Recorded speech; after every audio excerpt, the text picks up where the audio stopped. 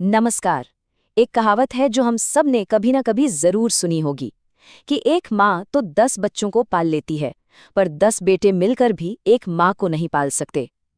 तो बस आज की कहानी इसी कहावत के इर्द गिर्द घूमती है। एक ऐसी कहानी जो कर्मों के हिसाब और एक माँ के कभी न खत्म होने वाले प्यार के बारे में है। तो ये कहानी है सावित्री की, लगभग 70 साल की एक माँ। और सोचिए, उन्हें बेसहारा किसने छोड़ा? उन्हीं बेटों ने जिन्हें उन्होंने अपना सब कुछ देकर बड़ा किया था।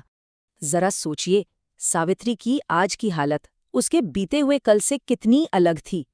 एक वक्त था जब उनका घर बच्चों की हंसी किलकारियों से गूंजता था, और आज आज बस एक टूटी फूटी सी कोठरी है और उसमें घुटता हुआ अकेलापन। अपने 2 बेटों रमेश और दिनेश के लिए उन्होंने क्या कुछ नहीं किया, और बदले में क्या मिला? सिर्फ भूख और तन्हाई। उन्हें अक्सर अपने पति की कही एक बात याद आती थी, जो आज एक भविष्यवाणी जैसी लगती थी। एक ऐसी भविष्यवाणी जो दिल में चुभती थी। आज उनके बेटे तो बड़े बड़े पक्के घरों में ऐश कर रहे थे, और अपनी माँ को उसे घर से बाहर एक पुरानी सी कोठरी में फेंक दिया था। ऐसे में सावित्री को लगता कि शायद भगवान ने भी उनसे मुंह मोड़ लिया है। लेकिन कहानी में जो आगे हुआ वो सच में दिल दहला देने वाला है। मतलब बेटों का जुल्म इस हद तक बढ़ गया कि इंसानियत भी शर्मसार हो जाए, और बेचारी सावित्री को बस अपनी जिंदगी बचाने के लिए जूझना पड़ा।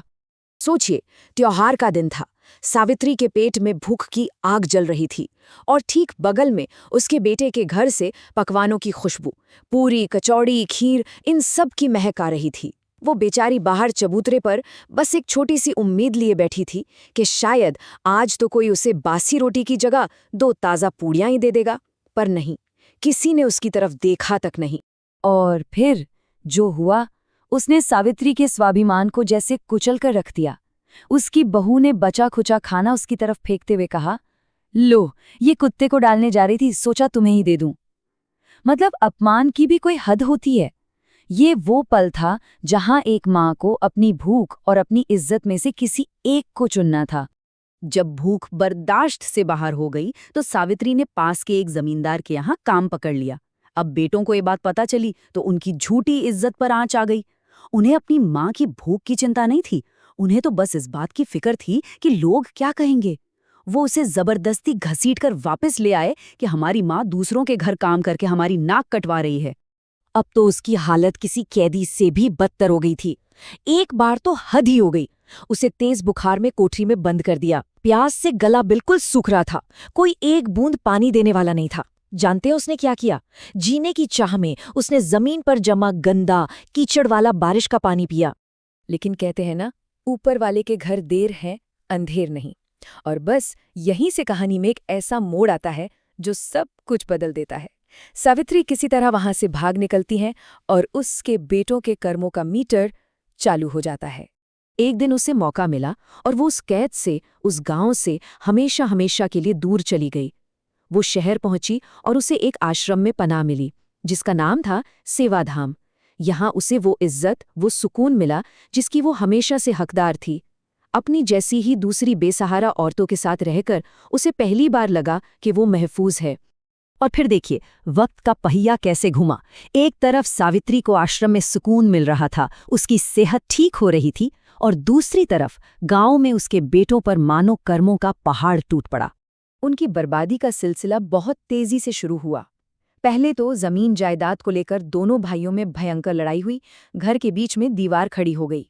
फिर फसलें तबाह हो गईं, सर पर कर्ज का बोझ चढ़ गया, और तो और रमेश का एक्सीडेंट हुआ और वो अपाहिज हो गया, और दिनेश ने भी नशे में लड़ाई करके अपने हाथ पैर तुड़वा लिए। लगभग 1 साल गुजर गया होगा, तभी एक डॉक्टर ने आश्रम में सावित्री को पहचान लिया, और उसी ने सावित्री को उसके बेटों की इस बुरी हालत के बारे में बताया। यहीं से इस कहानी में माफी का एक बिल्कुल नया चैप्टर शुरू होता है।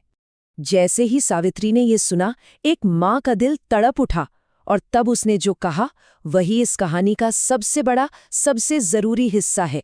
उसने बदला नहीं बल्कि ममता को चुना। ये साबित कर दिया कि एक माँ माँ होती है, उसके अपने दुख से कहीं ज्यादा बड़ी। सावित्री फौरन गांव लौटी, और वहां उसने क्या देखा? उसके दोनों बेटे गंदगी में, बेबसी में पड़े हुए थे। ये बिल्कुल वही हाल था जिसमें उन्होंने अपनी माँ को मरने के लिए छोड़ दिया था। आज उन्हें कोई एक घूंट पानी पिलाने वाला तक नहीं था। जैसे ही सावित्री ने अपने बेटे रमेश को हाथ लगाया, वो बस फूट फूट कर रोने लगा, पूरी तरह से टूटे हुए पछतावे की आग में जलते हुए। उस एक पल में उन्हें अपने हर एक गुनाह का एहसास हो गया। और अब शुरू हुआ एक और सफर, पाप के प्रायश्चित का सफर। सावित्री ने अपने बेटों और अपनी पछताती हुई बहुओं के साथ मिलकर उस बिखरे हुए परिवार को फिर से जोड़ने की ठानी। ये एक बहुत मुश्किल रास्ता था। तो सबसे पहले बहुओं ने रो रो कर माफी मांगी। फिर सावित्री ने घर चलाने के लिए अचार पापड़ बनाने का एक छोटा सा काम शुरू कर दिया। धीरे धीरे पूरा परिवार, यहाँ तक कि उसके लाचार बेटे भी जैसे तैसे उस काम में हाथ बटाने लगे। और सावित्री, वो महीनों तक बिना थके अपने बेटे रमेश की सेवा करती रही और आखिरकार उसकी मेहनत रंग लाई। पूरे 2 साल की मेहनत और लगन के बाद वो चमत्कार हुआ। रमेश ने अपने पहले कदम उठाए और लड़खड़ाते हुए सीधा अपनी माँ के पैरों में जा गिरा। ये सिर्फ उसके ठीक होने का सबूत नहीं था, ये उस पूरे परिवार के बदलने का, उनके घाव भरने का प्रतीक था। अब सावित्री का काम पूरा हो चुका था। अपना फर्ज निभाने के बाद एक रात वो अपने प्यार करने वाले सुधरे हुए परिवार के बीच नींद में ही बहुत शांति से इस दुनिया से चली गई। वो अपने पीछे सिर्फ एक जुड़ा हुआ परिवार नहीं, बल्कि प्यार और माफी की एक ऐसी मिसाल छोड़ गई जिसे भुलाया नहीं जा सकता। तो देखा, ये कहानी उसी कहावत को सच साबित करती है कि बेटा कपूत हो सकता है, लेकिन माँ कभी कुमाता नहीं हो सकती। उसकी ममता का कोई अंत नहीं होता। ये पूरी कहानी हमें एक बहुत बड़े सवाल के साथ छोड़ जाती है कि क्या कर्मों का हिसाब वाकई इसी तरह होता है, और क्या माफी में इतनी ताकत है कि वो सब कुछ ठीक कर सकती है। इस बारे में सोचिएगा जरूर।